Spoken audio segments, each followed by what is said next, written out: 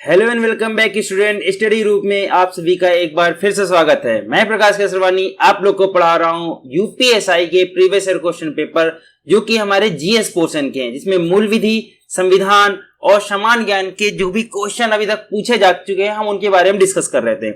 हमारी शिफ्ट चल रही थी 14 दिसंबर 2017 की शिफ्ट 1 हम लोग देख रहे थे। 12 दिसंबर की 3 शिफ्ट और 13 दिसंबर की 3 शिफ्ट हम लोग दे चुके हैं, यानी कि 6 सेट हम लोग कंप्लीट कर चुके हैं। आज 7वां सेट कंप्लीट हो जाएगा क्योंकि ये है पार्ट 3 और 14 दिसंबर के आज शिफ्ट 1 का पूरे के पूरे क्वेश्चन हम लोग सॉल्व कर लेंगे। वीडियो शुरू करने से पहले एक छोटी सी रिक्वेस्ट है आपसे, आप लोग वीडियो को पूरा देखा करें। आप लोग आते हैं, पता नहीं बहुत लोग नए लोग जुड़ते हैं, वो लोग 1-2 मिनट वीडियो को देखते हैं और फिर पता नहीं क्या वो जज कर लेते हैं, उनको क्या अच्छा लगता है या बुरा लगता है कि वो वीडियो को स्किप कर देते हैं। देखिए, हम जो यहाँ पर पढ़ा रहे हैं, हम आपको वादा कर सकते हैं कि जो कंटेंट हम आपको दे रहे हैं ये न केवल यूपीएसआई में बल्कि आपके सभी एग्जाम के लिए बहुत ज्यादा इंपॉर्टेंट है। इनको सिर्फ आप प्रीवियस ईयर क्वेश्चन पेपर समझकर मत देखें, यहां पर हम आपको बिल्कुल टॉपिक पढ़ा दे रहे हैं, क्वेश्चन वाइज हम टॉपिक यहां पर पढ़ा रहे हैं, ठीक है।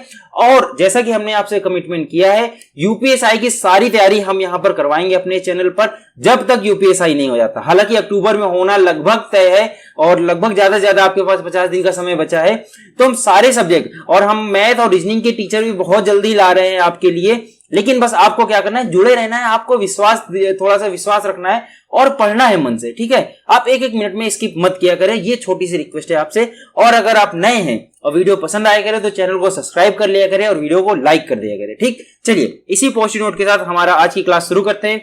आज का हमारा पहला क्वेश्चन है निम्नलिखित में, देखिए 69 क्वेश्चन है, 68 तक हम लोग लास्ट क्लास में कर चुके हैं। अगर आपने पिछली क्लास नहीं देखी तो उसको देख लीजिएगा। उसके आगे आज हम लोग करने जा रहे हैं 69 से लेकर 80 नंबर तक के क्वेश्चन आज हम लोग करने जा रहे हैं, यानी कि 40 से लेकर 80 तक जो आपके जीएस के क्वेश्चन आते हैं वो सारे के सारे आज इस सेट में कंप्लीट हो जाएंगे। फिर कल हम लोग देखेंगे 15 दिसंबर 2017 की शिफ्ट, ठीक है। चलिए शुरू करते हैं। हमारा आज का पहला क्वेश्चन, निम्नलिखित में से कौन सूचना का अधिकार, राइट टू इंफॉर्मेशन, आरटीआई के अधिनियम के अंतर्गत सूचना प्राप्त नहीं कर सकता। देखिए इसको, इस वर्ड को ध्यान दीजिएगा, नहीं कर सकता, ठीक है। तो 3 ऑप्शन है आपके पास, भारत में निगमित कंपनी, सेकंड गैर सरकारी संगठन, थर्ड कोई विदेशी है। तो देखिए आपको कुछ चीजें हम बता दें सबसे पहले, उसके बाद इस क्वेश्चन के आंसर जानते हैं। सूचना का अधिकार ये हमारे संसद द्वारा, पार्लियामेंट द्वारा पारित किया गया था 2005 में। उसके बाद से आरटीआई आप सभी लोग के लिए एक तरह से फंडामेंटल राइट के अंतर्गत आ गया था, राइट टू इंफॉर्मेशन। अगर बात कर ली जाए किस आर्टिकल में आता है तो ये आता है आर्टिकल नंबर 19A के अंतर्गत। और जैसा कि आपको पता है आर्टिकल 19 किस चीज का है, राइट टू फ्रीडम है, स्वतंत्रता का अधिकार, ये हमारा मौलिक अधिकार है। इसके अंतर्गत और क्या क्या आता है, देखिए 19A क्या क्या कहता है, बोलने की आजादी, बोलने और expression, right to speech and expression, इन चीज की आजादी किसमें मिलती है, 19A के अंतर्गत मिलती है। इसी के अंतर्गत प्रेस की अगर बात कर ली जाए, अगर आपसे क्वेश्चन आ जाए जो प्रेस की जो फ्रीडम है वो कहां पर आती है, वो भी 19A के अंतर्गत आती है। और अगर आपसे पूछा जाए आरटीआई यानी कि राइट टू इंफॉर्मेशन, ये किसके अंतर्गत आता है, ये भी 19A के अंतर्गत आता है, ठीक है। और ये कब से शुरू किया गया है, 2005 में अपने संसद द्वारा पारित किया गया है। तो इसके अंतर्गत क्या नियम आया था कि अगर कोई भी सरकारी चीज है, कोई भी सरकारी ऑफिस है, कोई भी भारत का नागरिक उस सरकारी ऑफिस से, कोई भी गवर्नमेंट ऑफिस से हम उसकी जानकारी ले सकते हैं, बशर्ते वो भारत की जो रक्षा है, सुरक्षा है, उसके चलते ना हो। मतलब आप कोई आर्मी की इंफॉर्मेशन और ये सब इंफॉर्मेशन नहीं मांग सकते, ठीक है। तो बात करते हैं, जो हमने बताया सिर्फ इस चीज की बात करते हैं। तो यहां पर ऑप्शन क्या है, भारत में निगमित कंपनी, तो यानी कि निगमित कंपनी क्या होती है, प्राइवेट कंपनी की बात कर रहा है, नहीं जो भी कंपनी, निगमित कंपनी मतलब जो बाहर से आई हुई है। और ये क्या है, गैर सरकारी संगठन यानी कि जो प्राइवेट कंपनी है। और थर्ड विदेशी, ये तीनों की तीनों ऐसी चीजें हैं जिसके बारे में आप आरटीआई के तहत इंफॉर्मेशन नहीं मांग सकते हैं। इन चीजों की जानकारी आपको आरटीआई के तहत नहीं मिलेगी। आरटीआई के तहत किस चीज की जानकारी मिलती है, कोई भी गवर्नमेंट ऑफिस या गवर्नमेंट काम हो रहा है उसकी जानकारी आप ले सकते हैं आरटीआई के थ्रू।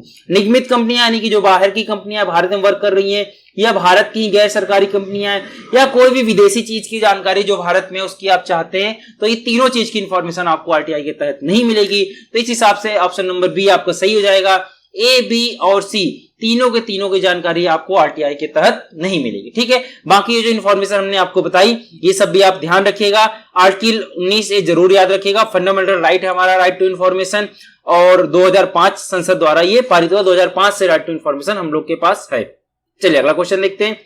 सन 1993 में महिला एवं बाल विकास मंत्रालय के अधीन एक स्वायत्त निकाय के रूप में, एक मतलब स्वतंत्र जो निकाय होता है, की स्थापना हुई। किस चीज की स्थापना हुई? जिसका लक्ष्य था एक ऐसी गतिविधियों का कार्यभार जिसके माध्यम से सामाजिक और आर्थिक परिवर्तन एवं विकास हेतु महिलाओं को ऋण प्रदान कराया जा सके। देखिए यहाँ पर सिर्फ 2 ऑप्शन गलती से लिखे हैं, तीसरा और चौथा गलती से कट गया है, और ये दोनों तो वैसे नहीं है। देखिए केंद्रीय समाज कल्याण बोर्ड क्या करता है? समाज कल्याण बोर्ड सारे तरह के पैसे देता है। मतलब जैसे अगर आप पढ़ाई कर रहे हैं तो आपको स्कॉलरशिप वगैरह भी आती है, वो भी समाज कल्याण देता है। ये सिर्फ महिला का नहीं होता। राष्ट्रीय महिला आयोग बना था, ये महिला के उत्थान के लिए। इसमें भी आर्थिक यानी पैसों के ऋण का लेन देन का नहीं था। तो पैसों के ऋण का जो है उसके लिए हम आपको बता देते हैं, इसके लिए बनाया गया था 1993 में राष्ट्रीय महिला कोष। देखिए हम यहां पर लिखे दे रहे हैं, यहां पर ऑप्शन गलती से कट गए हैं, ठीक है। राष्ट्रीय महिला कोष, इसकी स्थापना की गई थी 1993 में, जिसके चलते महिलाओं को ऋण दिया जाता है जिससे कि उनका सामाजिक और आर्थिक परिवर्तन और विकास हो सके, ठीक है। राष्ट्रीय महिला आयोग मत करिएगा, राष्ट्रीय महिला आयोग महिलाओं के उत्थान के लिए महिला के अधिकारों की बात करता है, ठीक है। उनको लोन देने की बात नहीं करता। लोन देने की बात क्या करता है? राष्ट्रीय महिला कोष 1993 में, जिसको शुरू किया गया था। यहां पर गलती से वो ऑप्शन हट गया है, आप इसको अलग से लिख लीजिए। चलिए अगला क्वेश्चन देखते हैं। भारतीय दंड संहिता यानी कि आईपीसी की धारा 405 से लेकर 409 किस विषय से संबंधित है? तो देखिए ये बहुत ही कम लोग को पता होगा, जिन्होंने मूल विधि का गहन अध्ययन किया होगा शायद उन्हीं को पता हो। तो आईपीसी की जो धारा है 405 से लेकर 409, 420 तो आप लोग जानते होंगे आई थिंक, ठीक है। लेकिन जो 4 से 5 और 4 से 9 के बीच जो है वो है आपराधिक न्याय भंग। ये होता क्या है आपराधिक न्याय भंग? देखिए होता ये है कि मान लीजिए आपने कोई जमीन किसी को रखी, गिरवी रखी और उसके बदले कुछ लिया, या ये तो हमने एक एग्जांपल दे दिया, या सिंपल इसको इस वर्ड में समझिए, किसी भी चीज को जब अल्पकाल के लिए किसी को अगर कोई चीज दी जाती है और वो उसका गलत यूज कर दे। मान लीजिए आपने जिसको जमीन गिरवी रखी वो उसका गलत यूज कर दे, वो किसी को बेच दे, बोल दे ये तो जमीन मेरी है। मान लीजिए आपने उससे ऋण लिया था और अल्पकाल के लिए कोई भी चीज उसके पास गिरवी रखी थी, उसका वो गलत उपयोग कर दे, दुरुपयोग कर दे, तो उसको बोलते हैं हम आपराधिक न्याय भंग, ठीक है। और इस चीज के लिए हमारी आईपीसी की धारा 405 मेनली वर्क करती है और पूरा 4 से 5 से लेकर 409 तक इसी चीज के बारे में डिस्कशन किया गया है, ठीक है। यानी कि सिंपल वर्डों में आप समझ गए होंगे, जो भी चीज अल्पकाल के लिए रखी जाती है, गिरवी रखी जाती है, उसका गलत उपयोग किया जाए, उसको गलत नाम चेंज कर दिया जाए कि अब ये आपके नाम नहीं रही, या उसको बेच दिया जाए, गलत यूज किया जाए, दुरुपयोग किया जाए उस चीज का, उसको बोलते हैं हम आपराधिक न्याय भंग। और उसको हम आईपीसी की धारा 405 से लेकर 409 के बीच डिस्कस करते हैं। चलिए अगला क्वेश्चन देखते हैं। द्वितीय विश्व युद्ध सेकेंड वर्ल्ड वॉर के दौरान भारत का वायसराय कौन था? बहुत ही बेहतरीन क्वेश्चन, वेरी इंपॉर्टेंट क्वेश्चन, इसको लगा लीजिएगा। क्यों? क्योंकि मॉडर्न हिस्ट्री का क्वेश्चन है और हमने इसको बहुत ही डिटेल में पढ़ाया भी है। मॉडर्न हिस्ट्री क्लास पढ़ी हुई है हमारे चैनल पर, देख लीजिए अगर आपने अभी तक नहीं देखी हुई है। बहुत अच्छी क्लासेस हैं, आप उनको एक बार देख लेंगे तो हमसे वादा करते हैं मॉडर्न हिस्ट्री का आप कोई भी क्वेश्चन आपसे मिस नहीं होगा, ठीक है। तो हमने उसमें पढ़ाया था शायद आई थिंक लास्ट की कुछ 4 से 5 क्लासेस में लगातार डिस्कशन यही सब चल रहा था। करीब 1940 से लेकर 1947 के बीच की हम डिस्कशन चल रहा था लास्ट की 5-6 क्लासेस में। तब की बात करें द्वितीय विश्व युद्ध, जैसा कि आपको पता है कब शुरू हुआ था, 1939 में शुरू हुआ था और 1945 तक हुआ था। और इसमें जबरदस्ती अंग्रेज भारत को घसीट रहे थे। एक ने तो स्टेटमेंट, इन्हीं स्टेटमेंट दिया था, लॉर्ड लिथगो ने स्टेटमेंट दिया था, India is at the stage of war, ऐसा बोल दिया था। मतलब बोल दिया था इंडिया वॉर के स्टेज पर खड़ा हुआ है। किसने बोला था? Lord Lithgow. यही थे उस समय के वायसराय भारत के। 1936 से लेकर 1943 तक ये भारत के वायसराय थे। करीब 7 साल सबसे लंबे समय तक के लिए वायसराय थे भारत के लॉर्ड लिथगो। और आप देखिएगा वो मॉडर्न हिस्ट्री की सीरीज हमारी, हमने उसमें पूरा डिटेल में जो समय है ना, बहुत ही बेहतरीन समय था। इस समय सोच लीजिए अंग्रेज झुक गए थे भारत के सामने, उनको हर हालत में भारत की हेल्प चाहिए था। बहुत सारे ऑफर ला रहे थे, जिसमें अगस्त ऑफर आपने नाम सुना होगा, 8 अगस्त को लाया था। और फिर मॉडिफाइड अगस्त ऑफर भी आगे देखने को हम लोग को मिलता है। और उसी समय करो या मरो का नारा महात्मा गांधी जी ने दिया था, भारत छोड़ो आंदोलन हुआ था। बहुत ही ऐतिहासिक इवेंट हुए थे उस समय और बहुत ही इंपॉर्टेंट जो आपके एग्जाम पॉइंट ऑफ व्यू से भी है, ठीक है। तो उन वीडियोस को आप जरूर देख लीजिएगा। मुश्किल से 15-15 मिनट की वीडियोस हैं और 4-5 वीडियो लास्ट के देख लीजिएगा, आपको बिल्कुल आजादी के टाइम की कहानी पूरी क्रिस्टल एंड क्लियर हो जाएगी, ठीक है। तो इसका आंसर क्या होगा? लॉर्ड लिथगो, ठीक। चलिए अगला क्वेश्चन देखते हैं। विश्वत वसंत ज्वार प्रत्येक बार कितनी अवधि के बाद घटित होता है। यानी कि जो ज्वार आते हैं हमारे विषुवत रेखा के ऊपर जो ज्वार आते हैं, तो एक कितनी अवधि के बार होता है, या ये सिंपल ये बात कहिए कि एक साल में कितनी बार होता है, उस हिसाब से आप अवधि निकाल लेंगे कि कितने बार होता है। तो बात करते चलिए विषुवत रेखा की बात कर रहे हैं, तो देखिए बात करते हैं सबसे ऊपर अगर बात कर लिया तो ये मान लीजिए 23.5 डिग्री ट्रॉपिक ऑफ कैंसर, ठीक है, जिसको बोलते हैं हम कर्क रेखा। ठीक, इसके बाद आती 0 डिग्री जिसको आप विषुवत रेखा या भूमध्य रेखा बोलते हैं, और नीचे क्या होती है 23.5 साउथ की जो होती है उसको बोलते हैं ट्रॉपिक ऑफ कैप्रिकॉर्न यानी कि मकर रेखा। ये 3 चीज होती है, आपको पता है। और सन यहां से यहां तक के बीच मतलब अपना चक्कर लगाता है, अपनी पृथ्वी नहीं लगाती चक्कर, आपको पता है सर। ये बोलते हैं सूरज इधर से उधर जा रहा है, हालांकि पृथ्वी हमारी इधर से उधर होती है, ठीक है, पृथ्वी मूव करती है, सन चक्कर नहीं लगाता, ठीक है। तो यहां से लेकर इस तरह यहां तक वापस लौटने में 1 साल का वक्त लगता है पूरा, ठीक है। तो ये बताइए आप विषुवत रेखा से सन कितनी बार गुजरा? 2 बार गुजरा 1 साल में। यानी कि अगर पूरा टाइम पीरियड देख ले, यहां से यहां तक 3 महीना लगता है, फिर यहां से यहां तक 3 महीना, फिर यहां से यहां तक 3 महीना, फिर यहां से यहां तक 3 महीना, पूरे 12 महीना का समय हो जाता है। यानी कि यहां और यहां के बीच का समय कितना हो गया? एक बार से दूसरी बार आने में 6 महीने का समय हो गया। यानी कि अगर बात कर ली जाए विषुवत रेखा के ऊपर से अपना सन कितने बार गुजरता है? 2 बार गुजरता है, और कितनी अवधि के गैप में गुजरता है? तो 6 महीने की अवधि में गुजरता है। तो जब भी ये विषुवत ऊपर से गुजरता है तो विषुवत वसंत ज्वार आते हैं। तो यही क्वेश्चन में पूछा गया आपसे कि प्रत्येक बार कितनी अवधि के बाद घटित होता है। तो देखिए 6 महीने की अवधि के बाद घटित होता है। अगर यही क्वेश्चन आपसे पूछ लेता है 1 साल में कितनी बार होता है, तो आप बोलेंगे 1 साल में 2 बार आते हैं विषुवत वसंत ज्वार, ठीक है। जितनी बार ये विषुवत रेखा से ऊपर से सन गुजरेगा उतनी बार ज्वार आपको देखने को मिलेगा। बहुत ही सिंपल सा क्वेश्चन था, बस समझने वाली बात थी, ठीक है। चलिए अगला क्वेश्चन देखते हैं हम। अगला क्वेश्चन है मंत्रिमंडल द्वारा हस्ताक्षर एवं संपुष्टि के लिए किसी भी समझौते, संधि, सहमति ज्ञापन को अनुमोदन हेतु आगे बढ़ाने से पहले कौन सा मंत्रालय उसके पाठ का निरीक्षण करके उसे पारित करता है? बहुत ही डीप लेवल का क्वेश्चन, बहुत ही बेहतरीन क्वेश्चन। अच्छा, मंत्रिमंडल की बात की है तो कल ही की क्लास में हमने आपको बताया था मंत्रिमंडल का जिक्र अपने पूरे संविधान में, पूरे कॉन्स्टिट्यूशन में मात्र एक आर्टिकल में हुआ है, वो है आर्टिकल 352, जो कि हमारा नेशनल इमरजेंसी का आर्टिकल है। कल हमने डीप में बताया नेशनल इमरजेंसी के आर्टिकल में इसको क्यों रखा गया है, और ये बहुत बाद में 1978 में जोड़ा गया है, ये शुरुआत से था भी नहीं। यानी मंत्रिमंडल शब्द का जिक्र ही नहीं था अपने पूरे संविधान में। तो इसकी पूरी कहानी हमने कल बताई है। अगर आपने कल का वीडियो नहीं देखा तो उसको देख लीजिएगा। दोबारा रिपीट करके यहाँ पर आपका टाइम वेस्ट करने का कोई फायदा नहीं है। आगे चलकर 1-2 क्लास बाद फिर से अगर जिक्र होता है तो फिर से रिपीट कर देंगे। आज तक आपको आई होप याद होगा, और जो लोग नए हैं वो कल का वीडियो देख लें, ठीक है। तो इसमें पूछा जा रहा है अगर मंत्रिमंडल वाला हस्ताक्षर एवं संपुष्टि के लिए कोई भी जो कागज होता है, आप सिंपल समझिए कोई भी पेपर है उसको आगे बढ़ाना है, तो कौन सा मंत्रालय इस बात को मतलब उसका निरीक्षण करेगा या उसको पारित करेगा? तो जो भी मंत्रिमंडल की चीज होती है वो सब देखता है हमारा विदेश मंत्रालय। कौन देखता है? फॉरेन मिनिस्ट्री देखती है। बहुत ही इंपॉर्टेंट क्वेश्चन, इस बात को याद रखिएगा। ये क्वेश्चन आपको जल्दी देखने को नहीं मिलेगा। बहुत ही डीप लेवल का क्वेश्चन यूपीएसआई में पूछा गया था, और यूपीएसआई तो हम पहले से बोलते आ रहे हैं कि पीसीएस और आईएएस से कम का एग्जाम, इसको मत समझ लीजिएगा। जीएस के पॉइंट ऑफ व्यू से बहुत ही बेहतरीन क्वेश्चन पूछे जाते हैं। तो मंत्रिमंडल की सारी चीज कौन देखता है? विदेश मंत्रालय देखता है। सिंपल सा एक वर्ड में आप याद कर सकते हैं, इतना सा याद कर लीजिए। मंत्रिमंडल की कोई भी चीज होगी, जो भी कार्रवाई होगी, साइन करना है या उसको चेक करना है, सारी चीज कौन देखता है? अपना फॉरेन मिनिस्ट्री देखती है, विदेश मंत्रालय देखता है। अच्छा, कमेंट में एक चीज बताइएगा, इस हमारे फॉरेन मिनिस्ट्री के फॉरेन मिनिस्टर्स कौन है? बहुत ही इजी क्वेश्चन, बहुत ही ज्यादा इजी क्वेश्चन पूछ रहे हैं आपसे, इस वजह से हम आंसर नहीं दे रहे हैं। आप कमेंट में जरूर बताइएगा, हम उम्मीद करते हैं आप आंसर जरूर देंगे, और आपको 100% पता होगा, बिना सर्च करे आप इसका आंसर दे पाएंगे। हमारे विदेश मंत्री इस समय कौन है? ठीक है, चलिए अगला क्वेश्चन देखते हैं। देखिए फिर से एक बार मंत्रिमंडल का क्वेश्चन आ गया। मंत्रिमंडल सचिवालय में किसका गठन किया गया ताकि सरकारी नौकरी और निजी और दोनों क्षेत्रों में ठप पड़ी निवेश परियोजनाओं, यानी कि जो भी निवेश परियोजनाएं होती है उन पर नजर रखी जा सके तथा उनके कार्यान्वयन में आ रही बाधाओं को जल्द से जल्द दूर किया जा सके। तो देखिए मंत्रिमंडल सचिवालय के द्वारा ये गठन किया गया था, और ये आई थिंक अभी लेटेस्ट में गठन किया गया है, 2013 में गठन किया गया है, और वर्किंग में आ गया था 2015 से। और ये सीधा डायरेक्ट होता है पीएमओ ऑफिस के अंतर्गत होता है, पीएम के अंडर वर्क करता है मंत्रिमंडल। आपको पता है कैबिनेट पूरी की पूरी वैसे ही पीएम के अंतर्गत होती है, मंत्रिमंडल पूरा सेक्रेटरी पूरा उसके अंतर्गत होता है।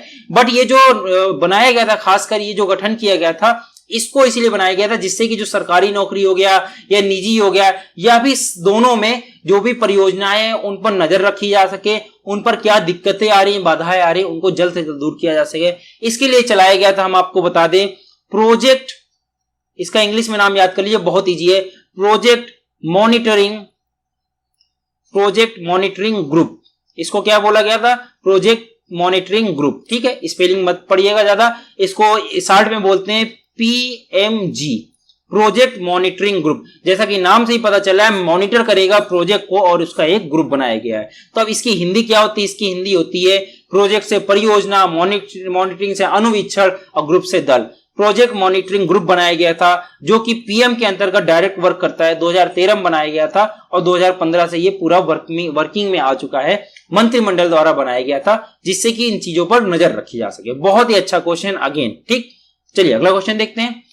किसी जनहित याचिका मामले में, यानी कि पीआईएल, पब्लिक इंटरेस्ट लिटिगेशन जिसको बोला जाता है, कोई भी पीआईएल अगर दाखिल करते हैं, उसके मामले में न्यायालय द्वारा किसी समिति की नियुक्ति के संदर्भ में निम्नलिखित में से कौन सा सही है? देखिए, जैसा कि आपको पता है, जब भी कोई पीआईएल दाखिल की जाती है, पब्लिक इंटरेस्ट लिटिगेशन जिसको, या जनहित याचिका हिंदी में जिसको बोला जाता है, दाखिल करते हैं, तो उसके संदर्भ में न्यायालय कई बार एक कमीशन पूरा बिठा देता है, कई बार समिति बिठाता है। ठीक है, तो उसके बारे में क्या चीज सही है, जांच आयोग कई बार बिठाता है। तो नीचे दिए गए स्टेटमेंट कौन कौन सा सही है?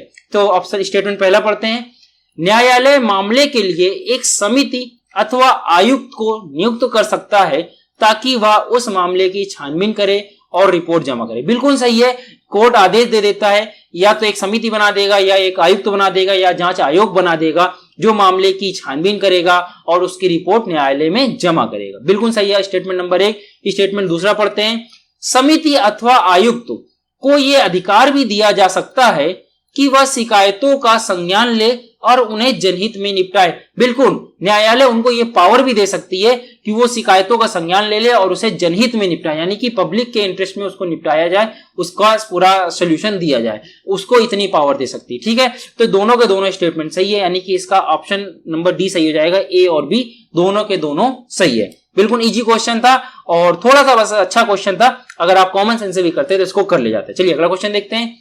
रीड ओनली मेमोरी, ROM जिसको आप रोम बोलते हैं, रीड ओनली मेमोरी में एक विशेष कार्यक्रम जो ऑपरेटिंग सिस्टम को रैंडम एक्सेस मेमोरी, यानी कि RAM, रैम जिसको आप बोलते हैं, आजकल तो बहुत ज्यादा रैम हम देख के आप लोग मोबाइल लेते हैं, जानते होंगे रैम को बड़ा अच्छे से।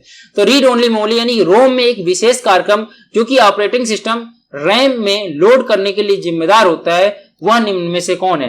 यानी कि जब आप कोई चीज खोलते हैं, रीड ओनली मेमोरी क्या करता है? रीड करेगा उसको और रैम में लोड करता है। तो जब आप सिस्टम कोई चीज खोलते हैं तो उसके लिए कौन सी सबसे पहली चीज कौन सी जिम्मेदार होती है? तो आपको बता दें, आपने एक वर्ड देखा होगा, कई बार पढ़ा होगा बुक्स में, BIOS। इसका मतलब क्या होता है? Basic input output system. बहुत ही सिंपल सा इसका वो है, ऐसे देखने में तो अजीब सा लगता है BIOS क्या है, लेकिन इसका फुल फॉर्म बहुत ईजी है, बेसिक इनपुट आउटपुट सिस्टम। यानी कि जब आप सिस्टम खोलते हैं तो सबसे पहले रैम को जो एक्सेस करता है, उसके लिए हमारा ये जो BIOS इसको बोलते हैं, शॉर्टकट में BIOS बोल दीजिए, BIOS आप सब बोल दीजिए, इसकी जरूरत पड़ती है। तो ऑप्शन नंबर बी इसका सही हो जाएगा, basic input output system, BIOS की जरूरत पड़ती है। ठीक है, अच्छा क्वेश्चन था, कंप्यूटर का बहुत ही अच्छा क्वेश्चन था। चलिए अगला क्वेश्चन देखते हैं। चौथा परमाणु सुरक्षा शिखर सम्मेलन उत्तर कोरिया, आतंकवादी संगठन Islamic state of Iraq and Syria ISIS और परमाणु उपकरणों को संरक्षण पर ध्यान केंद्रित करने के लिए कहां पर आयोजित किया गया था? सिंपल सा क्वेश्चन है कि चौथा परमाणु शिखर सम्मेलन कहां आयोजित किया गया था, ये यहां पर लिखा हुआ कि उसमें क्या क्या काम किया गया था। एक काम तो किया गया था, नॉर्थ कोरिया पर डिस्कशन किया गया था कि नॉर्थ कोरिया बहुत ज्यादा उल्टी सीधी धमकी देता रहता है। ये 2016 में हुआ था, आपको बता दें 2016 का उस समय करंट अफेयर क्वेश्चन था। हालांकि उसके बाद से अभी तक ये मीटिंग नहीं हुई है, कोरोना वगैरह आ गया था, दोबारा ये सम्मेलन नहीं हुआ है। तो 2016 में डिस्कस क्या क्या किया था? जो नॉर्थ कोरिया उल्टी सीधी धमकी देता रहता है, इस पर चर्चा की गई थी। जो भी आतंकवादी संगठन थे जैसे कि ISIS हो गया, इन पर डिस्कशन किया गया था कि इन पर लगाम कैसी लगाई जाए। और तीसरा मुद्दा था हमारा परमाणु उपकरण, यानी कि जिनके पास अभी परमाणु उपकरण है उनको मतलब कम से कम यूज किया जाए या ना यूज किया जाए, और आगे लोगों को परमाणु उपकरण ना बनाने दिया जाए। ये सब मुद्दे डिस्कस किए गए थे। तो पूछा जा रहा है ये मीटिंग कहां पर हुई थी? तो आपको बता दें ये USA में हुई थी, वाशिंगटन DC में हुई थी, अमेरिका में हुई थी 2016 में। और मुद्दे हमने आपको बता दिए कि इन किन मुद्दों पर इन पर ध्यान केंद्रित किया गया था। ठीक है, तो ये उस समय का करंट अफेयर का क्वेश्चन था। अभी के लिए वैसे कह सकते हैं खास ये इंपॉर्टेंट नहीं है। ठीक, चलिए अगला क्वेश्चन देखते हैं। अगला एक बार फिर से करंट अफेयर का क्वेश्चन 2016 का, बिल्कुल भी ये वाला तो बिल्कुल भी इंपॉर्टेंट नहीं है। पूछा जा रहा है संयुक्त सैन्य प्रशिक्षण अभ्यास लामित्य भारत के साथ निम्नलिखित किस देश से, भारत ने किसके साथ किया था लामित्य सैन्य अभ्यास। सिंपल सा इसको समझा जाए। 2016 का करंट अफेयर का क्वेश्चन है, अभी के लिए बिल्कुल भी इंपॉर्टेंट ये क्वेश्चन नहीं है। आंसर जान लीजिए, ये हमने किया था सेशल्स के साथ। भारत और सेशल्स ने एक सैन्य अभ्यास किया था जिसका नाम हमने रखा था लामित्य। चलिए अगला क्वेश्चन देखते हैं और ये हमारा आज का लास्ट क्वेश्चन होगा और बहुत ही बेहतरीन क्वेश्चन। देखिए क्वेश्चन पढ़िए क्या है। भारतीय नागरिकों के मौलिक अधिकारों के संदर्भ में से निम्नलिखित में से कौन सा सही है। ठीक है, कौन कौन से सही है। दो स्टेटमेंट दिए है। स्टेटमेंट 1 है राज्य किसी भी नागरिक की भाषण एवं अभिव्यक्ति की स्वतंत्रता पर प्रतिबंध लगा सकता है यदि वह दूसरे देशों के साथ भारत के मैत्रीपूर्ण संबंधों पर प्रभाव डालती है। तो बिल्कुल सही स्टेटमेंट लिखा है। देखिए आपको बोलने की आजादी मिलती है आर्टिकल नंबर 19A से, अभी हमने थोड़ी देर पहले आपको बताया। 19 से आपको बोलने और अभिव्यक्ति की आजादी देता है, right to speech and expression की आजादी। लेकिन जब आप नीचे बढ़ेंगे 19A से लेकर 19 आपको बताते G तक, 19G तक तो आपको आजादी ही आजादी दी गई। कुल 6 यहां पर आजादी दी गई है। लेकिन आप जब आप जी के नीचे बढ़ते हैं, जी EFG H में आएंगे, I में आएंगे, तो वहां पर लिमिटेशन लिखी हुई है कि क्या क्या कंडीशन आपको नहीं बोलना है। ठीक है, इन आजादियों का गलत दुरुपयोग नहीं करना है। ये आपको बता दें ये कब जोड़े गए थे, ये पहले संविधान संशोधन 1951 में जोड़ दिए गए थे। कल हमने आपको इसको पूरा डिटेल में समझाया था। ठीक है, कल का वीडियो बहुत इंपॉर्टेंट था, अगर आपने नहीं देखा तो उसको देख लीजिएगा। तो कुछ लिमिटेशन लगाई गई है। भाई आप ऐसा नहीं बोलेंगे जो देश के खिलाफ हो, ऐसा भी नहीं बोलेंगे जो हमारे किसी दूसरे देश के साथ संबंध बिगाड़ दें। तो ये सब चीज की आजादी आपको नहीं है। ठीक है, आजादी है लेकिन आजादी का दुरुपयोग नहीं कर सकते हैं। कुल मिलाकर आप इतना समझिए। तो बिल्कुल सही लिखा है नंबर 1 स्टेटमेंट कि आपको स्वतंत्रता की आजादी पर बोलने की जो आजादी है उस पर प्रतिबंध लग सकता है यदि वह दूसरे देशों के साथ हमारे मैत्रीपूर्ण संबंधों पर प्रभाव डालता है। जैसे कि आप अब स्पीच देने लग जाएं, अमेरिका बहुत गंदा देश है या कुछ भी बोलने लग जाए, इतना ज्यादा बोलने लग जाए कि अब सरकार को उस पर ऊपर से प्रेशर आने लग जाए, हमारे संबंध बिगड़ने लग जाए, तो आपकी ऐसी आजादी आपको नहीं दी जा सकती। आपने देखा होगा कई बहुत सारे फेमस स्टार्स होते हैं, वो लोग इंडिया के खिलाफ स्टेटमेंट दे देते हैं, ट्विटर पर कमेंट कर देते हैं, फिर वो माफी भी मांगते हैं। क्यों? क्योंकि वो ऐसा नहीं कर सकते। आपको अभिव्यक्ति की आजादी है बट आप ऐसा नहीं कर सकते कि आप किसी दो देशों को संबंध बिगाड़ दे अपने नेम और फेम के लिए। ठीक है, कई बार बहुत सारे स्टार्स जो होते हैं, कहने के लिए स्टार्स हैं, वो नेम और फेम के लिए ऐसे स्टेटमेंट देते रहते हैं जिससे कि थोड़ा और चर्चा में आ जाए। ठीक है, तो ये आजादी उनको नहीं, बाद में वो माफी मांग लेते हैं जिस पर कोई खास ध्यान नहीं देता। तो ये लोग की एक स्ट्रेटजी होती है, कह सकते हैं आप, फेमस होने की स्ट्रेटजी होती है। ठीक है, तो वो काम करना अलाउ नहीं है, किसी भी फंडामेंटल राइट में ऐसा नहीं लिखा हुआ है। तो स्टेटमेंट पूरी तरह सही है। दूसरा क्या लिखा हुआ है, आपातकाल के दौरान स्वतंत्रता के अधिकार यानी कि आर्टिकल नंबर 19 पूरा का पूरा बात की जा रही है, को स्थगित कर दिया जाता है तथा प्रतिबंध लगा दिया जाता है। बिल्कुल सही है, आर्टिकल नंबर 19 सस्पेंड हो जाता है। केवल एक आर्टिकल है, आर्टिकल नंबर 21, जो आपातकाल के दौरान भी सस्पेंड नहीं किया जाता है। आर्टिकल नंबर 21 आपका देता है राइट ऑफ लिविंग, आप सिंपल बोल सकते हैं जीने की स्वतंत्रता, जिसको हिंदी में बोला जाता है जीने की स्वतंत्रता। इस चीज की बस आजादी रहती है आपको आपातकाल में, बस आप जिए, जिंदा रह लें, बस इतना बहुत है। बाकी सारी आपके फंडामेंटल राइट उसमें बैन कर दिए जाते हैं, प्रतिबंध लगा दिया जाता है। ठीक है, तो आर्टिकल नंबर 19 को भी बैन कर दिया जाता है। यानी कि स्टेटमेंट 1 भी पूरी तरह से सही है और स्टेटमेंट बी भी पूरी तरह से सही है, ए और बी पूरी तरह से सही होगा। बहुत ही बेहतरीन क्वेश्चन था, मौलिक अधिकारों से फंडामेंटल राइट, या सिंपल कहें पॉलिटी का बहुत ही बेहतरीन क्वेश्चन था। ठीक है, तो ये था हमारी आज की क्लास जिसमें हमने 14 दिसंबर का शिफ्ट 1 का पूरा सेट कंप्लीट कर दिया। आई होप आपको वीडियो पसंद आया होगा, क्लास बहुत अच्छी लग रही होगी। जो हम एक्सप्लेनेशन कर रहे हैं, जो हम आपको एक्स्ट्रा कंटेंट दे रहे हैं, आप उसकी नोट्स बना रहे होंगे, हम बार बार इसको रिपीट कर रहे हैं आपसे। और अगर आपको वीडियो पसंद आ रहे हो तो वीडियो को लाइक कर दीजिएगा। और एक्स्ट्रा क्लासेस अगर आप चाहते हैं, हिंदी, मैथ या रीजनिंग किसी भी सब्जेक्ट की क्लास चाहते हैं, तो आप कमेंट में बताएं, हम आपके लिए बहुत सारी क्लासेस शुरू करेंगे। देखिए मेरी तबीयत खराब है लेकिन हम फिर भी कमिटेड है कि आपके लिए हम सारी क्लासेस लाते रहेंगे। यूपीएसआई के एग्जाम तक सारा का सारा कोर्स हम अपने ही चैनल पर समाप्त करेंगे। ठीक है, तो इसी नोट के साथ हम आज की क्लास समाप्त करते हैं। थैंक यू वेरी मच, जय हिंद।